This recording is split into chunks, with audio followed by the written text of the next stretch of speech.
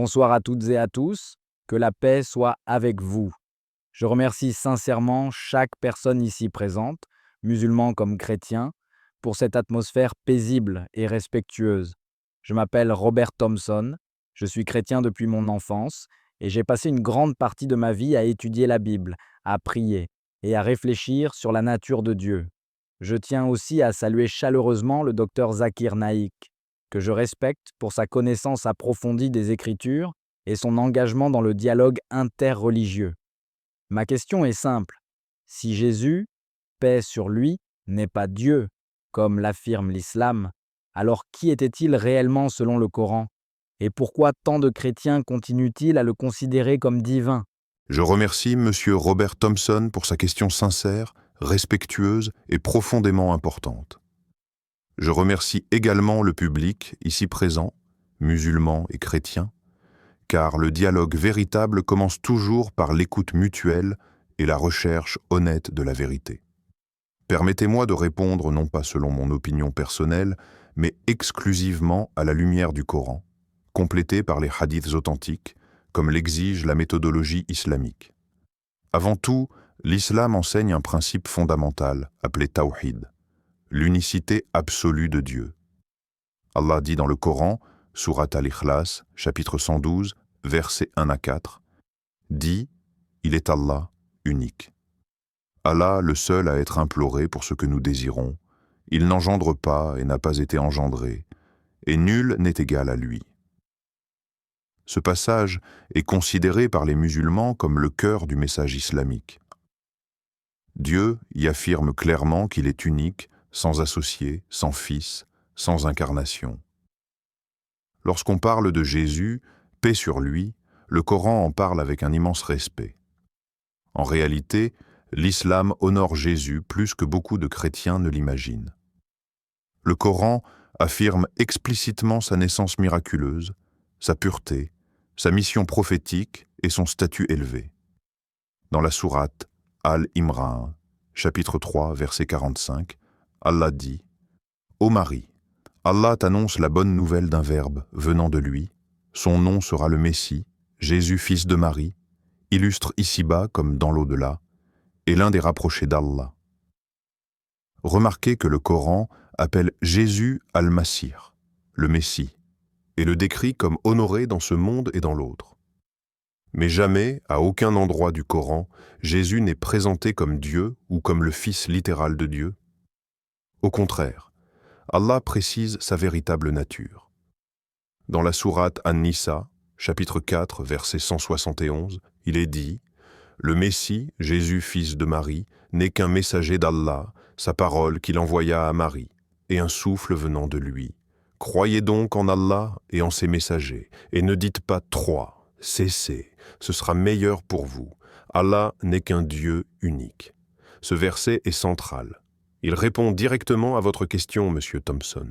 Jésus est appelé messager, non pas Dieu.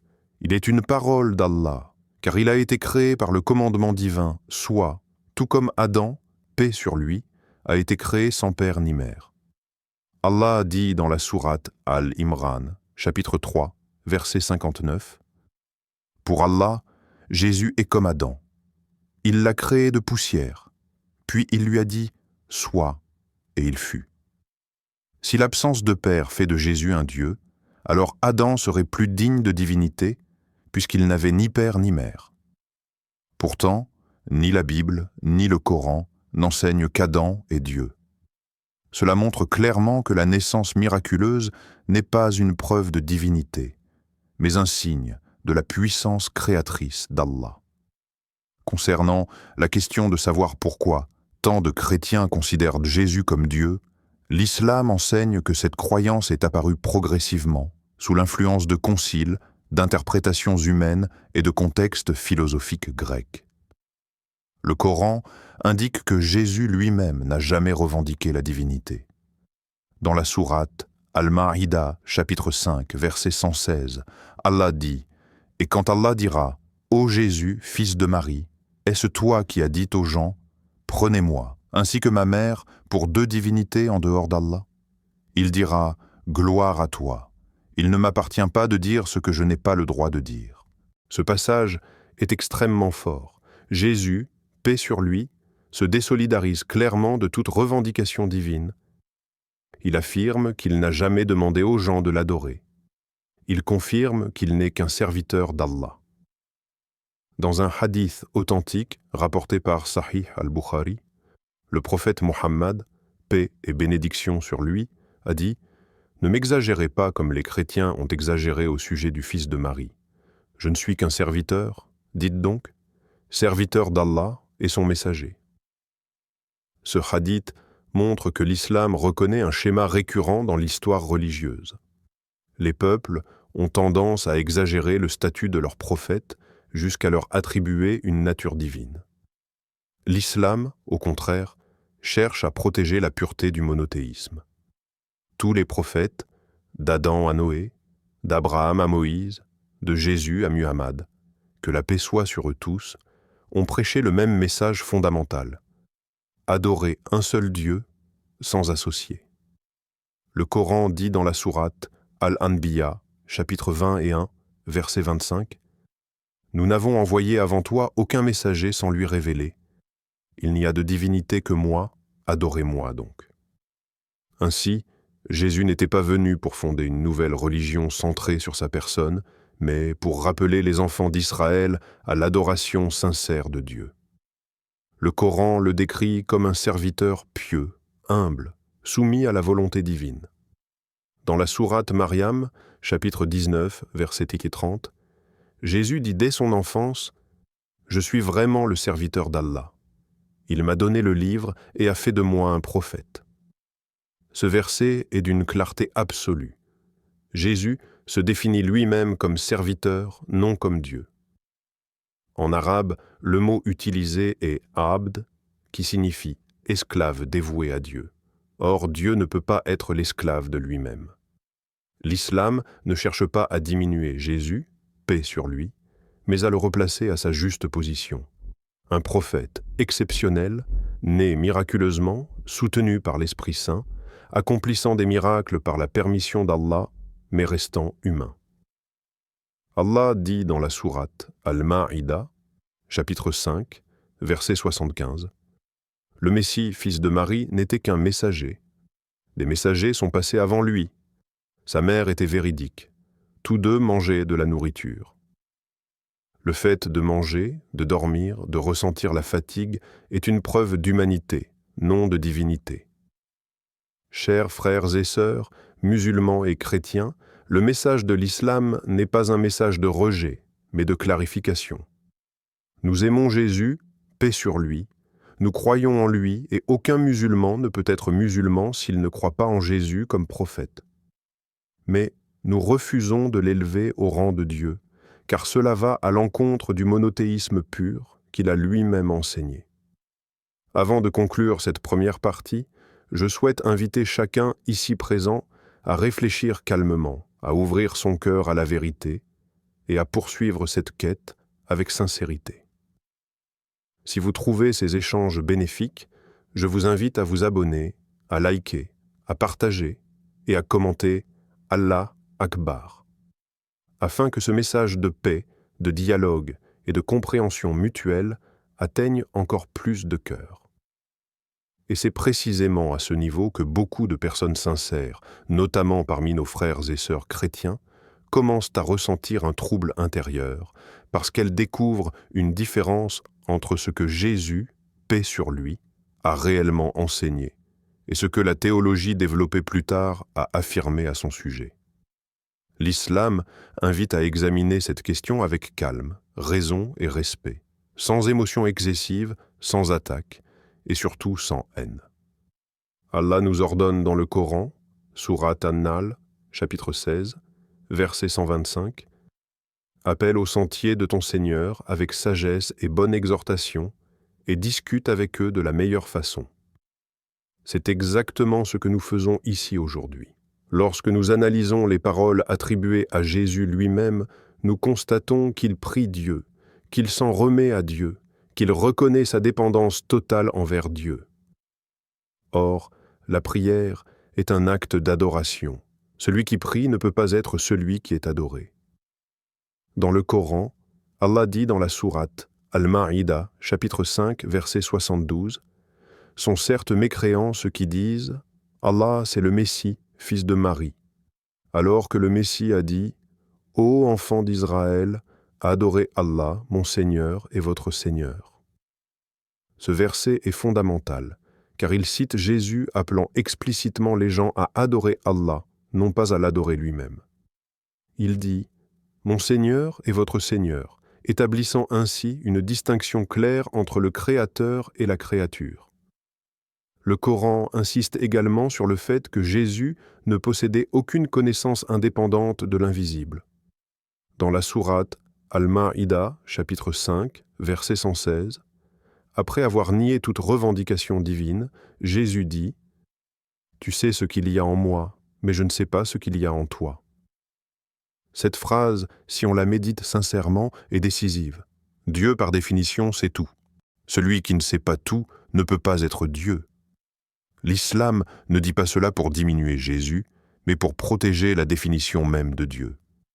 Certains disent « Mais Jésus faisait des miracles, il guérissait les malades, il ressuscitait les morts. » Le Coran répond clairement à cette objection.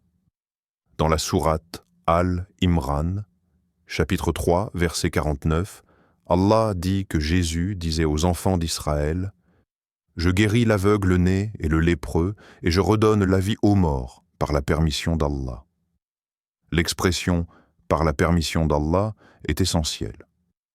Tous les miracles accomplis par Jésus l'ont été avec l'autorisation et la puissance de Dieu, non par une puissance autonome.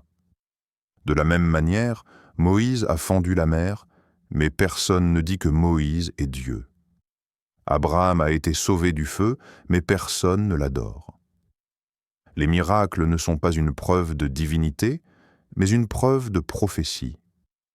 Un autre point souvent évoqué est l'expression « fils de Dieu ». Ici, il est crucial de comprendre le langage religieux et culturel. Dans la Bible elle-même, de nombreux prophètes sont appelés fils de Dieu dans un sens métaphorique. Adam est appelé fils de Dieu, Israël est appelé fils premier-né de Dieu, David est appelé fils de Dieu, mais aucun chrétien ne prétend qu'Adam, Israël ou David sont Dieu. L'islam affirme que Dieu n'utilise jamais un langage biologique ou familial pour se décrire. Dans la sourate Al-Ikhlas, Allah dit « Il n'engendre pas et n'a pas été engendré ». Toute idée de filiation littérale est donc rejetée. Certains théologiens chrétiens parlent de la Trinité, le Père, le Fils et le Saint-Esprit. Or, ce concept n'apparaît nulle part de manière explicite dans les paroles de Jésus. Le Coran, dans la sourate An-Nisa, chapitre 4, verset 171, avertit clairement « Ne dites pas trois, cessez, ce sera meilleur pour vous. » L'islam considère que la Trinité, malgré les efforts pour la présenter comme un monothéisme, introduit une confusion dans l'unicité divine. Dire que trois sont un et que un et trois n'est pas une vérité révélée par Dieu, mais une tentative philosophique humaine. Jésus, paix sur lui, a vécu comme un prophète. Il mangeait, il buvait, il ressentait la fatigue, il connaissait la tristesse. Le Coran souligne ce point non pas par mépris, mais pour rappeler sa nature humaine. Sourate Al-Ma'ida, chapitre 5, verset 75. Tous deux mangeaient de la nourriture. Dieu n'a pas besoin de nourriture. Dieu ne dort pas. Dieu ne ressent ni faiblesse ni fatigue. Allah dit dans la sourate Al-Baqarah, chapitre 2, verset 255, « Ni somnolence ni sommeil ne le saisissent. » Cette description divine est incompatible avec une incarnation humaine.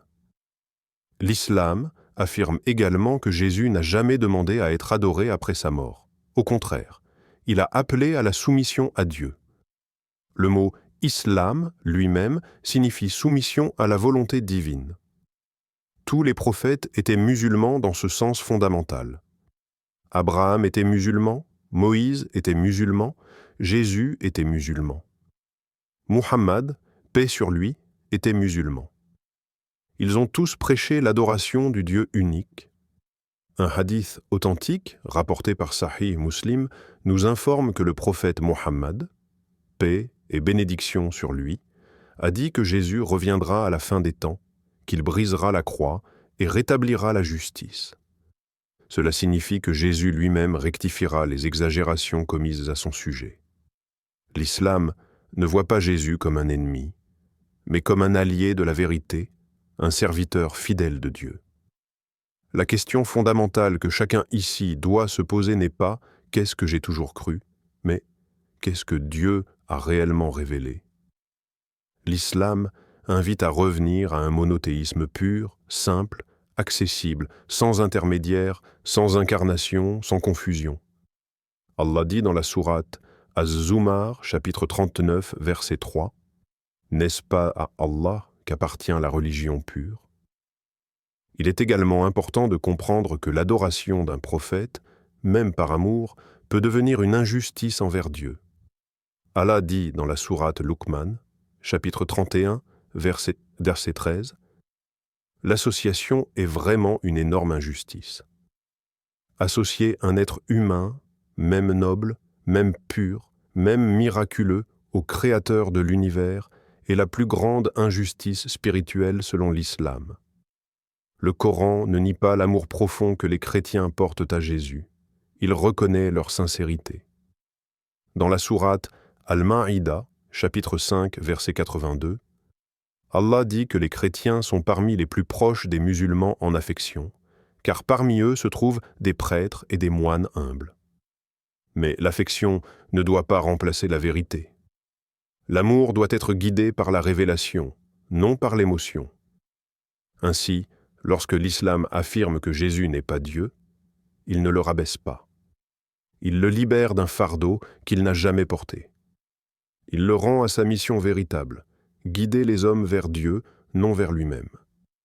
Jésus a été un signe, pas la destination. Il a été un chemin vers Dieu, pas Dieu lui-même. Et c'est là que le message du Coran devient universel, intemporel et profondément rationnel. Allah dit dans la sourate Al-Anbiya, chapitre 21, verset 92, « Cette communauté est votre communauté unique et je suis votre Seigneur. Adorez-moi donc. » Un seul Dieu, une seule humanité, un seul appel à la soumission sincère. La réflexion ne s'arrête pas ici, car il reste encore des questions essentielles à examiner, notamment sur la crucifixion, le salut, le péché originel et la responsabilité individuelle, des thèmes que le Coran aborde avec une clarté remarquable et qui méritent une analyse approfondie, sans précipitation et sans slogan, afin que chacun puisse avancer dans sa compréhension avec sérénité et honnêteté intellectuelle. Et lorsque l'on poursuit cette analyse avec honnêteté intellectuelle, on découvre que le Coran ne se contente pas de nier la divinité de Jésus, paix sur lui, mais qu'il reconstruit une vision cohérente, juste et profondément respectueuse de sa mission réelle. L'islam ne parle pas de Jésus de manière émotionnelle ou polémique, mais de manière structurée, logique et spirituellement élevée. Allah nous montre que la confusion n'est pas venue de Jésus lui-même, mais des interprétations ultérieures de ses paroles et de sa personne. L'un des points les plus sensibles dans le dialogue islamo-chrétien est la question du salut. Beaucoup de chrétiens disent « Jésus est mort pour nos péchés ». Or, le Coran rejette catégoriquement l'idée de responsabilité collective ou héréditaire du péché. Dans la sourate Al-An'am, chapitre 6, verset 164, Allah dit « Nul ne portera le fardeau d'un autre ». Ce principe est répété à plusieurs reprises dans le Coran afin d'établir une justice divine parfaite. Chaque être humain est responsable de ses propres actes. Dieu est juste, et sa justice n'exige pas le sacrifice d'un innocent pour pardonner les coupables. Le Coran nous enseigne qu'Adam, paix sur lui, a commis une erreur, qu'il s'est repenti et qu'Allah lui a pardonné. Sourate Al-Baqarah, chapitre 2, verset 37, Adam reçut de son Seigneur des paroles et Allah agréa son repentir. Il n'y a donc pas de péché originel transmis à l'humanité. L'idée selon laquelle toute l'humanité serait née coupable est étrangère au message coranique et incompatible avec la miséricorde divine. Allah dit dans la sourate Az-Zumar, chapitre 39, verset 53, « Ô mes serviteurs qui avez commis des excès contre vous-mêmes, ne désespérez pas de la miséricorde d'Allah. Allah pardonne tous les péchés. » Si Dieu pardonne directement à celui qui se repent sincèrement, alors pourquoi aurait-il besoin d'une crucifixion pour pardonner? L'islam affirme que Dieu n'a besoin de rien. Il dit « sois » et cela est. La justice divine ne fonctionne pas selon des mécanismes humains de compensation ou de sang versé. Elle fonctionne selon la repentance, la sincérité et la réforme du cœur. Cela nous amène naturellement à la question de la crucifixion. Le Coran aborde ce sujet avec une formulation très précise, qui a été souvent mal comprise. Dans la sourate An-Nisa, chapitre 4, verset 157, Allah dit « Ils ne l'ont ni tué ni crucifié, mais ce n'était qu'une apparence. » Le Coran n'entre pas dans des détails sensationnels, mais affirme clairement que Jésus n'a pas été humilié ni vaincu par ses ennemis. Allah protège ses prophètes. Jésus n'a pas été abandonné par Dieu. Il a été élevé par lui. Le Coran ne nie pas qu'un événement ait eu lieu, mais il rejette l'idée que Jésus ait été réellement tué. Cela préserve son honneur et confirme que sa mission ne s'est pas terminée par un échec, mais par une élévation. Sourate An-Nisa, chapitre 4, verset 158. Mais Allah l'a élevé vers lui. Cette élévation est un signe de son statut particulier, non de sa divinité, mais de sa proximité spirituelle avec Dieu. Certains disent « Si Jésus n'est pas mort pour les péchés, alors comment être sauvé ?» L'islam répond simplement « Par la foi en Dieu unique, par les bonnes actions et par la miséricorde divine. » Sourate Al-Asr, chapitre 103. L'homme est en perdition, sauf ceux qui croient, accomplissent de bonnes œuvres, s'enjoignent la vérité et s'enjoignent la patience. Le salut n'est pas réservé à un peuple ou à une confession, mais à tous ceux qui croient sincèrement en Dieu et agissent avec droiture. Jésus, paix sur lui, a enseigné la même chose. Il a appelé à l'obéissance à Dieu, à l'amour du prochain, à l'humilité et à la repentance. L'islam voit en lui un réformateur spirituel envoyé aux enfants d'Israël pour les ramener à la loi divine. Sourate Al-Imran, chapitre 3, verset 50. « Je viens confirmer ce qu'il y avait avant moi dans la Torah et rendre licite une partie de ce qui vous était interdit. » Cela montre que Jésus était soumis à la loi de Dieu, non au-dessus d'elle. Un autre élément crucial est la notion d'intermédiaire. Le christianisme institutionnel a développé une théologie où Jésus devient l'intermédiaire obligatoire entre l'homme et Dieu. Le Coran rejette toute intermédiation obligatoire. Allah dit dans la sourate Kaf, chapitre 50, verset 16, « Nous sommes plus proches de lui que sa veine jugulaire. » Dieu est accessible directement, sans prêtre, sans prophète divinisé, sans sacrifice humain. Dans un hadith authentique, le prophète Mohammed, paix et bénédiction sur lui, rapporte qu'Allah dit « Ô fils d'Adam, si tu viens à moi avec des péchés aussi grands que la terre, mais sans m'associer quoi que ce soit, je viendrai à toi avec un pardon équivalent. » Cela montre que la condition principale du pardon est le monothéisme pur. L'islam considère que l'adoration de Jésus, même involontairement, détourne de l'adoration pure de Dieu. Et pourtant, le Coran reconnaît que beaucoup de chrétiens sont sincères, qu'ils recherchent Dieu, qu'ils prient avec ferveur. Allah ne juge pas les intentions, mais il appelle à corriger la croyance. Sourate Al-Ma'ida, chapitre 5, verset 77. Ô gens du livre, n'exagérez pas dans votre religion et ne suivez pas les passions de gens qui se sont égarés auparavant. Il est important de comprendre que l'islam ne demande pas aux chrétiens de renier Jésus, mais de le suivre réellement. Et suivre Jésus, selon le Coran, c'est adorer le même Dieu que lui. c'est prier le Dieu qu'il priait. C'est se soumettre à la volonté du Créateur comme il s'y est soumis. Jésus n'a jamais dit « Adorez-moi », il a dit « Adorez Dieu ». L'un des signes les plus clairs de son humanité est sa supplication. Le Coran décrit Jésus comme un serviteur pieux, humble, dépendant de Dieu. Un être qui supplie ne peut pas être l'objet de la supplication. Cela est ipsé contraire à la raison et à la révélation. Allah dit dans la sourate Al-Furqan, chapitre 25, verset 17, « Le jour où il les rassemblera, eux et ceux qu'ils adoraient en dehors d'Allah, il dira, « Est-ce vous qui avez égaré mes serviteurs, ou se sont-ils égarés eux-mêmes » Jésus, selon le Coran, répondra en se désolidarisant de toute adoration qui lui a été attribuée. Il confirmera qu'il n'a prêché que ce qu'Allah lui a ordonné. Cela montre que le monothéisme islamique n'est pas une rupture, mais un retour à l'enseignement originel de Jésus. La question centrale reste donc la suivante. Adorons-nous Dieu comme Jésus l'adorait, ou adorons-nous Jésus à la place de Dieu ?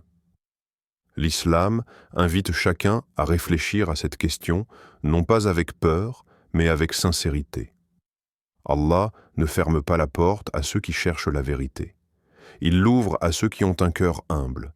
Et tant que cette réflexion continue, tant que l'esprit reste ouvert, tant que la recherche est honnête, le dialogue reste vivant, car il reste encore des points fondamentaux à examiner en profondeur, notamment la notion d'alliance, la continuité de la révélation, le rôle final du prophète Muhammad, paix et bénédiction sur lui, et la manière dont tous les prophètes s'inscrivent dans un même message divin unique.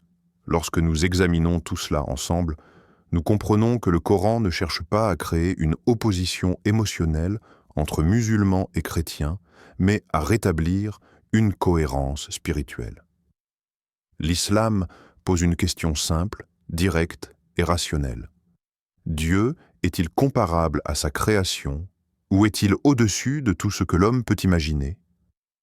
Le Coran répond sans ambiguïté dans la sourate Ash-Shura, chapitre 42, verset 11. Il n'y a rien qui lui ressemble. À partir de ce principe fondamental, toute idée d'incarnation devient problématique, car s'incarner signifie entrer dans les limites de la création. Jésus, paix sur lui, selon le Coran, n'a jamais revendiqué une essence divine. Au contraire, il a affirmé sa dépendance totale envers Dieu. Allah rapporte ces paroles dans la sourate Al-Ma'idah, chapitre 5, verset 117.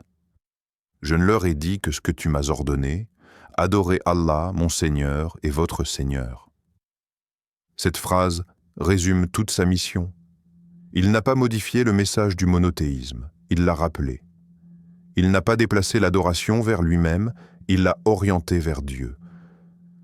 Un autre point important concerne l'amour. Beaucoup disent « Nous adorons Jésus par amour ». L'islam répond que le véritable amour pour un prophète consiste à suivre son enseignement, pas à lui attribuer ce qu'il n'a jamais demandé. Aimer Jésus, c'est prier le Dieu qu'il priait. C'est s'humilier devant le Créateur comme il s'est humilié. C'est reconnaître qu'il était un messager, pas la source du message.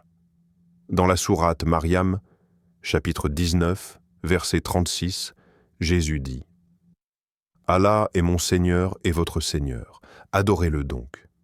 Voilà un chemin droit. » Le Coran insiste aussi sur la justice divine. Dieu ne punit pas un innocent pour les fautes d'un autre. Il ne fait pas reposer le salut sur un événement tragique, mais sur la responsabilité personnelle. Sourate Az-Zalzala, chapitre 99, versets 7 et 8. « Quiconque fait un bien fût-ce du poids d'un atome le verra, et quiconque fait un mal fût-ce du poids d'un atome le verra. » Cette logique est simple, équilibrée et profondément morale. Elle correspond à l'idée d'un Dieu juste et miséricordieux. Concernant les miracles de Jésus, le Coran est très clair. Ils étaient réels, mais dépendants de la permission divine. Sourate Al-Ma'idah, chapitre 5, verset 110. Allah rappelle à Jésus « Tu guérissais l'aveugle et le lépreux par ma permission, et tu faisais sortir les morts par ma permission. » La répétition de cette expression n'est pas accidentelle. Elle vise à éliminer toute ambiguïté. La puissance appartenait à Dieu, pas aux prophètes. Le Coran établit également une règle universelle. Tous les prophètes ont été humains. Ils mangeaient, ils dormaient, ils vivaient parmi les gens. Sourate Al-Anbiya, chapitre 21, verset 8. Nous n'en avons pas fait des corps qui ne mangeaient pas de nourriture, et ils n'étaient pas immortels. Si Jésus avait été une exception divine, Allah l'aurait clairement mentionné. Or, il l'intègre dans la continuité prophétique. L'islam affirme aussi que l'élévation de Jésus est un honneur, non une preuve de divinité. Allah élève qui il veut. Il a élevé Idriss. Il a élevé certains prophètes en rang, sans jamais les transformer en Dieu. La proximité avec Dieu n'annule pas l'humanité, elle la purifie. Il est donc essentiel de comprendre que le message islamique n'est pas un rejet de Jésus, mais un refus de l'exagération. Le prophète Muhammad, paix et bénédiction sur lui, a lui-même mis en garde contre cela, en disant « Ne m'élevez pas au-dessus de mon rang ». Cette règle protège la foi de la confusion. Le Coran invite finalement à revenir à l'essentiel. Un seul Dieu, une adoration directe, une foi sincère, des œuvres justes. Sourate Al-Bayyina, chapitre 98, verset 5. Il ne leur a été commandé que d'adorer Allah, lui vouant un culte exclusif, d'accomplir la prière et de s'acquitter de l'aumône. Voilà la religion droite. Cette religion droite, selon l'islam, est celle que Jésus a appelée de ses vœux, celle qu'il a vécue et celle qu'il a transmise, sans jamais demander qu'on fasse de lui autre chose qu'un serviteur choisi par Dieu. Je tiens sincèrement à te remercier, cher professeur Dr Zakir Naik, pour la patience, la clarté et le respect avec lesquels tu as répondu à ma question. Tu ne m'as pas interrompu, tu n'as pas cherché à me ridiculiser ni à attaquer ma foi, mais tu as expliqué ta croyance avec des arguments, des textes et une logique que je comprends mieux aujourd'hui. Même si chacun reste libre dans sa conviction, je reconnais que cette discussion m'a ouvert de nouvelles perspectives et m'a poussé à réfléchir plus profondément à la nature de Dieu et au message réel de Jésus. Qu'Allah te bénisse, cher professeur Dr Zakir Naik. Je te remercie à mon tour sincèrement pour ton attitude noble, pour ton écoute attentive et pour la sincérité de ta démarche. Le dialogue n'a de valeur que lorsqu'il est fondé sur le respect mutuel et la recherche honnête de la vérité. Et c'est exactement ce que tu as démontré. Je remercie également toutes les personnes présentes, musulmans et chrétiens, qui ont écouté avec calme et ouverture d'esprit. Le message que nous avons partagé aujourd'hui n'est pas un message de division, mais un appel à réfléchir, à revenir aux sources de la révélation et à se poser les bonnes questions sur Dieu, sur les prophètes et sur le sens réel de l'adoration. J'invite maintenant tous ceux qui nous écoutent à s'abonner à la chaîne Parole d'Al-Islam, à aimer cette vidéo, à la partager autour de vous, afin que ce dialogue bénéfique puisse toucher d'autres cœurs, et à participer activement dans les commentaires en posant vos questions en lien avec ce script et les thèmes abordés. Le savoir grandit par l'échange, et la vérité se clarifie par la discussion sincère. Que chacun poursuive cette réflexion avec humilité, intelligence et respect, car Allah guide ceux qui cherchent la vérité avec un cœur sincère.